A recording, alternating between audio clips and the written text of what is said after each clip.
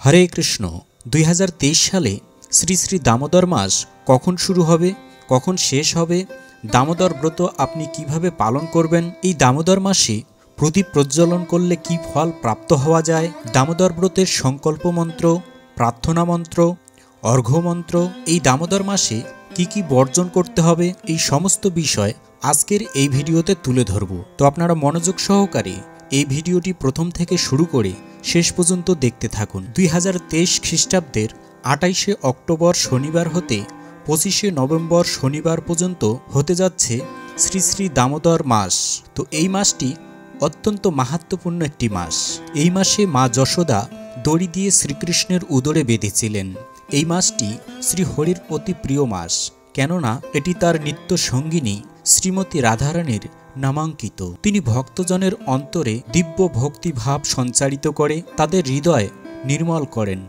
এই মাসে যে কোনো আধ্যাত্মিক চর্চা অতি সামান্য হলেও বিপুল পরিমাণ পারমার্থিক অগ্রগতি সাধন করে। পদ্মপুরাণে উল্লেখ করা হয়েছে যে কার্তিক ব্রত বা দামোদরের পূজার ফল শত জন্ম স্থায়ী হয়। সেজন্য সারা বিশ্বজুড়ে এই মাসে ভগবান শ্রীকৃষ্ণকে ঘৃতপ্রদীপ নিবেদনের দ্বারা আরাধনা করা হয় এবং আন্তরিকভাবে এই শুভাশিস প্রার্থনা করা হয় যে তিনি যেন আমাদের এমন শুদ্ধ প্রেম ভক্তি দান করেন যা আমাদের বিষয়াসক্ত অন্তরকে বিগলিত করে।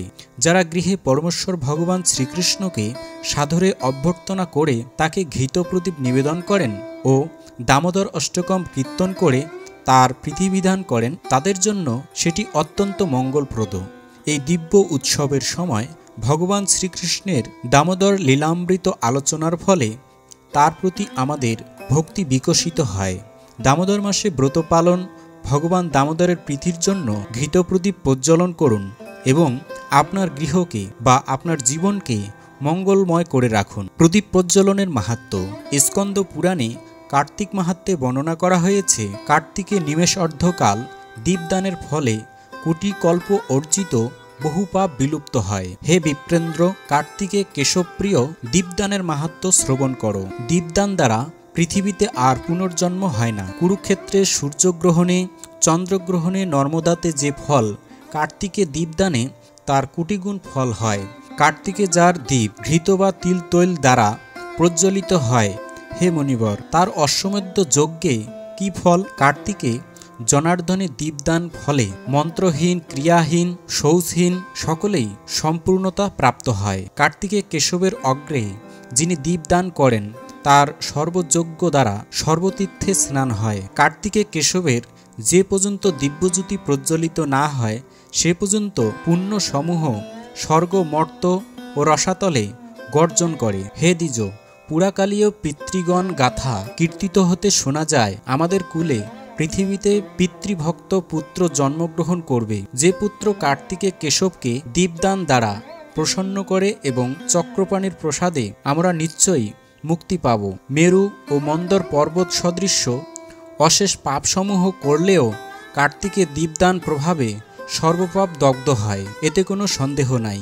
কার্তিকে বাসুদেবের সম্মুখে দীপদানে মহাফল স্বরূপ বৈকুণ্ঠলোক প্রাপ্ত হয়। যিনি কার্তিক মাসে মধুসূদনের অগ্রে দীপদান করেছেন তিনি মনুষ্যলোকে জন্ম সার্থক করেছেন। তিনি ধন্য, তিনি কীর্তিমান। কার্তিকে অতি অল্পকাল মাত্র দীপদানে যে ফল হয় যজ্ঞশত দ্বারা বা তীর্থশত স্নান দ্বারাও প্রাপ্য নয়।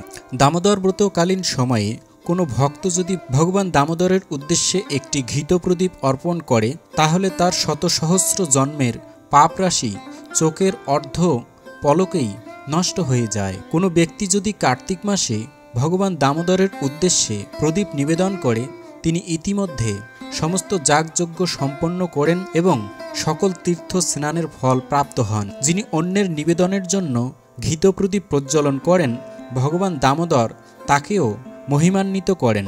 কার্তিক মাসে যারা শ্রদ্ধা ভরে ভগবান দামোদরের অপ্রাকৃত লীলা শ্রবণ করেন তারা শত গোদানের ফল লাভ করেন।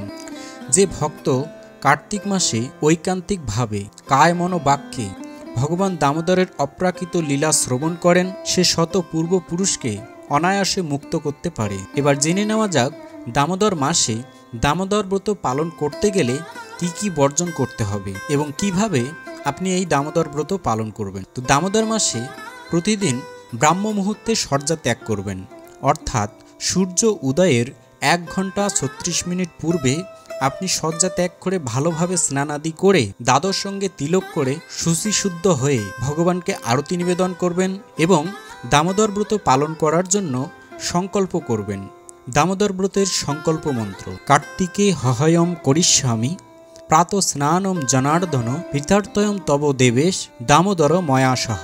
অর্থাৎ, হে জনার্দন, হে দেবেশ, হে দামোদর, শ্রী রাধিকা সহ আপনার প্রীতির জন্য কার্তিকে আমি প্রাতঃস্নান করব। তারপর ভগবান দামোদরের উদ্দেশ্যে প্রার্থনা নিবেদন করুন।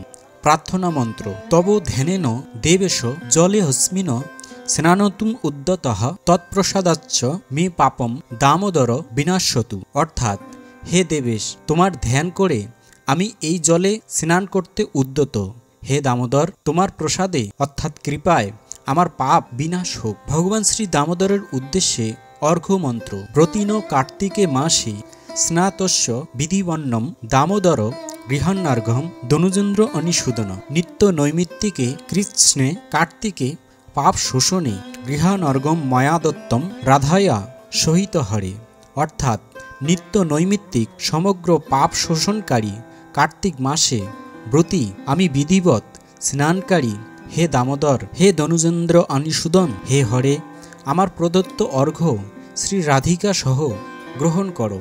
দামোদর মাসে সকলের জন্য বর্জনীয় সিম, বটবটি, গাজর, মূলা, নালিতা, সজনে, পটল, বেগুন, কলমি শাক, ছোলা ডাল, ছোলা, মাসকলাই, মসুর, তিল, মটরশুঁটি, সরিষা, মধু, কুলোকর্কটি ফল, কাকরযুক্ত অন্ন, দগ্ধ অন্ন অর্থাৎ পুড়ে যাওয়া অন্ন, দীপাচিত অন্ন অর্থাৎ সেদ্ধ চালের অন্ন, সুতাকান্ন অর্থাৎ যে বাড়িতে সন্তান জন্ম নিয়েছে সেই বাড়ির অন্ন, পেঁয়াজ, রসুন, মাছ, মাংস, ডিম, ছত্রাক, আচার, মাদকদ্রব্য এবং পরান্ন ভোজন, পরদার গমন, পরদ্রোহ, পরনিন্দা, পরচর্চা, ক্ষৌরকর্ম, যৌনসঙ্গ নিষিদ্ধ। আর যারা 1 মাস হবিষান্ন গ্রহণ করবেন তাদের জন্য হবিষান্নের সাথে মুগ ডাল অবশ্যই বর্জন করতে হবে। যে সমস্ত ফল বা দ্রব্য গ্রহণ করা যাবে: আতপ চাল, মুগ ডাল, জব, মটর, কাউন, শ্যামাদানা, বেতো শাক, হেলেঞ্চা শাক, কালো শাক, আদা,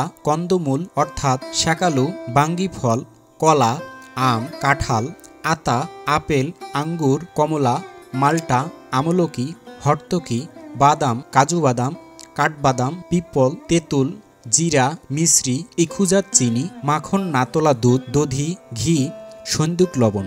তো আপনার সামর্থ্য অনুসারে এই দামোদর মাস পালন করবেন। ভগবান দামোদরের উদ্দেশ্যে প্রদীপ প্রজ্বলন করবেন, বেশি বেশি হরিনাম জপ করবেন, ভাগবত শাস্ত্রাদি গ্রন্থ পাঠ করবেন, সাধুসঙ্গ করবেন, ভাগবত কথা শ্রবণ করবেন। এইভাবে পুরো মাসটি গোবিন্দের নাম গুণকীর্তনে অতিবাহিত করবেন এবং পরমেশ্বর ভগবান শ্রীকৃষ্ণের বিশেষ কৃপা লাভ করবেন। ভগবান দামোদরের উদ্দেশ্যে কিভাবে আপনি প্রদীপ প্রজ্বলন করবেন, প্রদীপ দেখানোর নিয়ম সম্পর্কে এই চ্যানেলে আগে থেকে একটি ভিডিও আপলোড করা আছে, আপনি চাইলে সেই ভিডিওটি দেখে নিতে পারেন। তো আজকের ভিডিও এ পর্যন্তই। সকলে ভালো থাকুন, সুস্থ থাকুন, আবার দেখা হবে পরবর্তী ভিডিও নিয়ে। হরে কৃষ্ণ।